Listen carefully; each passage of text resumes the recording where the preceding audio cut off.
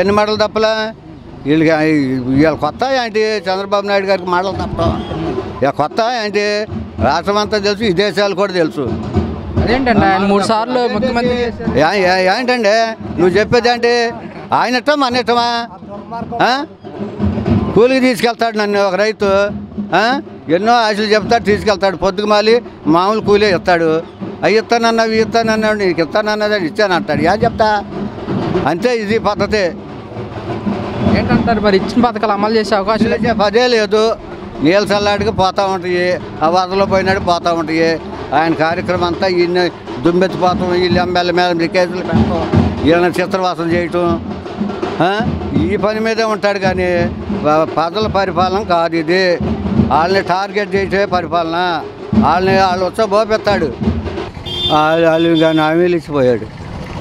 అంతవరకే 106 హామీలు ఇచ్చాడు, ఏది గాల. అయినా కానీ మబ్బి పెట్టి మోసం చేసి గెలుచుకున్నారు. వీళ్ళు గెలుచుకున్నాకైనా కానీ ఇప్పుడు వరద వచ్చింది. వరద వచ్చినంత ప్రళయం ఎప్పుడు జరగనివ్వాలి. ముందు జాగ్రత్త ఇవ్వాలి ముఖ్యమంత్రి అని ఆయన సామాన్య మానవుడికి మళ్ళీ పడవలు ఎక్కి తిరగటువంటి ఒక చోటు ఉండి నువ్వు సిబ్బందిని అంతా ఎక్కడికక్కడ బయటకు తరలించని ఉండాలి. నువ్వే పదలతో పాటు నలుగురితో పాటు ఉంటే ఇంకెప్పుడు చేస్తాడు నీకు? వాళ్ళ కూడు నీళ్ళు అని ఉండయా? ఇది అటు వరకు కూడా మురుగు నీళ్ళు అని ఉండాలి. ఎందుకు చేయలేదు? ఆయన నిర్లక్ష్యమే. అవి ఎక్కడో దారిపోయిన ఎక్కడో ఒడ్డు అమ్మటి పెట్టుకున్న రూపులు దిగిపోయి వచ్చిన వాటిని అడ్డం పెట్టుకుని అవి అడ్డం పెట్టాడు.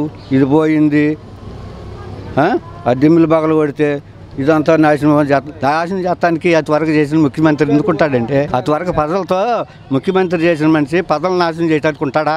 ఇవన్నీ అపోత కల్పాలు, తప్పుడు రాజకీయాలతో కుట్ర అయ్యారు. అది కాదండి.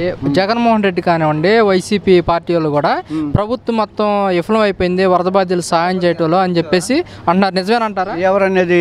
జగన్మోహన్ రెడ్డి. విఫలమైపోయింది కనపడుతుంది కదా. రోడ్లు అంటావా? చంద్రబాబు నాయుడు గారు ఉన్న టైంలో నుంచే ఆయనే జైలా. పుసరాళ్ళు అప్పుడే ఈ మద్దూరు రోడ్డు కొలగిచ్చి ఆఫ్ చేసి కూకున్నాడు.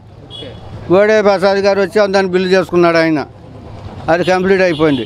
ఈయన వచ్చి పేద ప్రజలకు పథకాలు అవన్నీ 45 సంవత్సరాల వాళ్ళకి, ముసలోళ్ళకి, ఏమండి ఇంకా చేనేత కార్మికులకి, వీళ్ళందరికీ చేసుకుంటూ వచ్చేపాటికి సరిపోతుంది. ఇది కూడా యాసంకాలం వస్తే చేసేవాడు. ఈసారి వస్తే ఎక్కడ రానిస్తారు? కుట్రలతో చేసిన పని. లేకపోతే 100కి 100 పాళ్ళు 105 సీట్లతో గెలిచిన జగన్ గారిని ఈ రకంగా చేశారు. కుట్రలతో చేసిన పని ఇది కాదు. వైసీపీ ప్రభుత్వం మీద వ్యతిరేకత వల్ల మా కూటమి ప్రభుత్వానికి పట్టం కట్టారంటున్నారు కదా. కాదు మోసంతో పట్టం ఇది. అంతేగాని ఓట్లు వేసి గెలిచింది కాదు. ఈసీ సివిఎంలో ధ్వంసం చేసి వాళ్ళు ఇష్టం వచ్చిన. అసలు ఎలక్షన్ అనేది ఎప్పుడు సాయంత్రం 5-6 దాకా తెలిసేది కాదు. 11ంటికే సాప చుట్టేస్తే వీళ్ళు అయిపోయిందని 11 సీట్లు అట్ట పెట్టి కూకుని అయిపోయింది అన్నారు. ఏమైంది? అన్నీ పెట్టలేను విఎంలు ఏమైనాయి? అవన్నీ ఎవరైనా నిగదీశారా? లేరు. వీళ్ళు మనకంటే మనం ఫుల్ మెజార్టీలు ఉండాలన్న ధీమాతో వీళ్ళు ఎక్కడోళ్ళు అక్కడ ఉండారు. వైసీపీ వాళ్ళు వాళ్ళేమో ఎక్కడ సాప వేసుకుని ముగ్గురు కలిసారుగా. కేంద్రం మోడీ గారిని ఆయన గారిని కలుసుకున్నాడు కదా. వీళ్ళందరూ కలిసి కుట్రతో చేసింది. కానీ ఆ ప్రజలు వేసి ఓట్లు వేసి గెలిచిందేమో కాదు ముమ్మాటికి. ఇప్పుడు వాళ్ళు ఏమంటున్నారంటే టీడీపీ వాళ్ళు, వాళ్ళ ప్రభుత్వం అధికారంలో ఉంది కదా, మేము ఎందుకు అలా చేస్తామంటున్నాం. ఎందుకు చేస్తామేంటి? గద్దెక్కినోడల్లా నేనే చేశాను అనుకొస్తాడు. ఏం చేశాడు ఇప్పటికి? ఏం చేశాడంట? విజయవాడ చూడు, ఎప్పుడన్నా అంత ఆకాశం ఉందా? అంత వేల మంది 60 మంది చచ్చిపోయే కారకుడు అయ్యాడు. ఎందుకు అయ్యాడు? నువ్వు నిర్లక్ష్యం చేత. అదంతా మునిగిపోవటం ఏంటి? మునిగిపోతుందని తెలుసు. అసలు పైనుంచి కృష్ణా నది అటు నుంచి వస్తుందని తెలిసినప్పుడు వీళ్ళందరినీ బొడ్డుకు చేర్చాల్సిన బాధ్యత నీకు ఉందగా. అంతవరకు వారం రోజుల ముందే వస్తుందని తెలుసుకునే చేసేవాళ్ళు. అసలు నువ్వు ఇన్ని రకాలుగా వదలాలి. ఇంత ప్రళయం ఎందుకు వదిలేవు అని నేను ఎగదీసి అడిగే ఆరాలేదు. నువ్వు మెల్లకుండా కూకున్నావు నీ పనుల మీద. నువ్వు ఎంతసేపు వీళ్ళ మీద బురద చిమ్మటానికి ఈ కార్యక్రమంలోనే ఉండవు. కానీ వరద వస్తుంది, వీళ్ళని ఏమన్నా ఒడ్డుకు చేరుద్దాం చెందుదామని ఏమన్నా లేదు నీకు. కాదు, గత వైసీపీ ప్రభుత్వం వల్లే బుడిమేరకే బాగా వరద వచ్చిందని చెప్పేసి అంటున్నారు కదా. వరద వచ్చింది సాఫీగానే పొలాల మీద ఉంటే ఎక్కువన్నా వెళ్ళిపోయింది. వాళ్ళ మీద ఏం పడలేదా? నీ జాగ్రత్త ఏది? నువ్వు ఎక్కడికక్కడ వాళ్ళ సిబ్బందిని నువ్వు ఎక్కడ ఆ బుడిమేరలు అమ్మటి ఇటు కరుకాలం అమ్మటి ఇదన్నీ నువ్వు తిప్పుకోవాలని బాధ్యత ఉంది. ఇటు వరకు వచ్చిందంటే అంటే వణుకూరు నుంచి కూడా ట్రాక్టర్లు వెళ్ళి ముందు జాగ్రత్త కోసం వెళ్ళి మట్లు పోయి వెళ్ళసి వస్తే పోతానికి సిమెంట్ అంటే ఇసుక కట్టలు వెళ్తే చేస్తానికి ఇవన్నిటికీ మా ఊరు నుంచి కూడా వెళ్ళి వణుకూరు నుంచి కూడా మొద్దూరు కట్టకాయ అంత జాగ్రత్త పట్టుపత్రంగా ముందు తెలియపరచాలి. చేయలే నిర్లక్ష్యమే.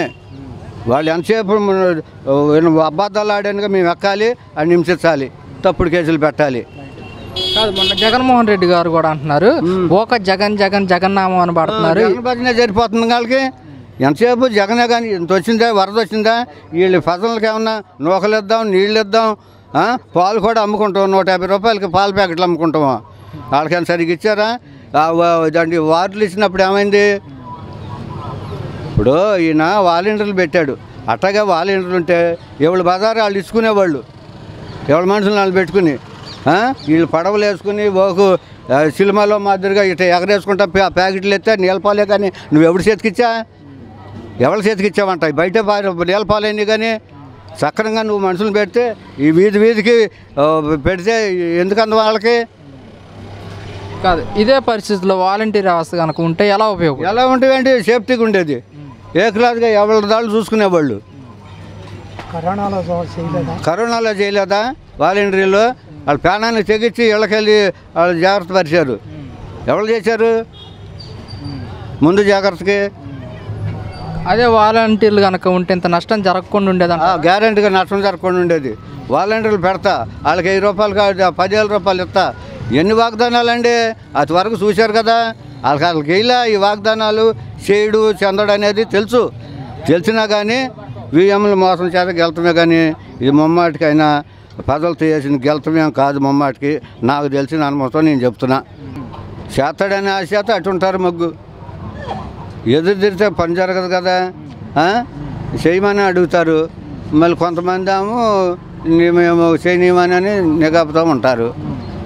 మరి అలా ఏం చేస్తారంటే నిఘా ఉండే వాళ్ళని ఎదురు తిరిగిన వాళ్ళేమో కేసులు పెడతారు. వాళ్ళకేమో దొడ్డు వాళ్ళమ్మడి తిరిగే వాళ్ళకేమో అట్లా మేతేసి ముంచుతారట, అంతే. మరి అలా చేయకుండా ఉంటే మరి ఇచ్చిన మాట తప్పినట్లు ఎన్ని మాటలు తప్పలా? వీళ్ళ కొత్త ఏంటి? చంద్రబాబు నాయుడు గారికి మాటలు తప్పడం ఇక కొత్త ఏంటి? రాష్ట్రం అంతా తెలుసు, ఈ దేశాలు కూడా తెలుసు. అదేంటండి ఆయన 3 సార్లు ముఖ్యమంత్రి ఏంటండి నువ్వు చెప్పేది ఏంటి? ఆయనట్టా మనట్టమా? కూలికి తీసుకెళ్తాడు నన్ను ఒక రైతు. ఎన్నో ఆశలు చెప్తాడు, తీసుకెళ్తాడు. పొద్దుకు మాలి మామూలు కూలీ ఇస్తాడు. అవి ఇస్తానన్నావు, ఇవి ఇస్తానన్నాడు, నీకు ఇస్తానన్నది ఇచ్చానంటాడు. ఏం చెప్తా? అంతే, ఇది పద్ధతి. ఏంటంటారు మరి ఇచ్చిన పథకాలు అమలు చేసే అవకాశం పదే లేదు. నీళ్ళ చల్లాడికి పోతూ ఉంటాయి, ఆ వరదలో పోయినాడు పోతూ ఉంటాయి.